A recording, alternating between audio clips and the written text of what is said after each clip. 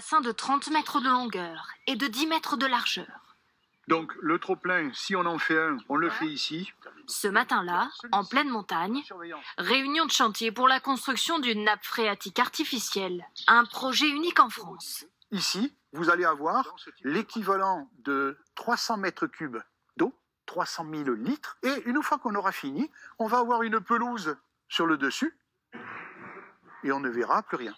Dans cette commune ardéchoise, la sécheresse est une préoccupation quotidienne, en particulier l'été, quand la population est multipliée par 3 à cause des résidences secondaires.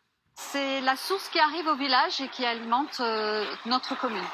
En 15 jours, le débit a déjà baissé de 20%. S'il ne pleut pas en juin, le village pourrait encore manquer d'eau potable d'ici la fin de l'été. Ça se traduit par pas d'eau au robinet. En tout cas, on est obligé de la rationner.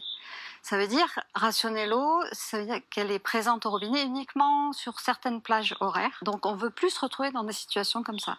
Problème, jusqu'à présent, il n'était pas possible de stocker l'eau potable plus de 4 jours pour des raisons sanitaires. La commune a donc opté pour une technique oubliée, déjà utilisée par les Romains il y a plus de 2000 ans. Conserver l'eau dans du sable, ce qui empêche le croupissement. En prenant la place de l'air entre les petits grains, elle peut être conservée plus d'1 an sans prolifération de mauvaises bactéries. C'est le seul moyen qu'on connaît de conserver de l'eau potable, parce que c'est l'eau potable, si on la stocke dans un réservoir classique, elle se dégrade. Soutenu par les habitants, le projet va coûter 84 000 € subventionnés par l'État et le département.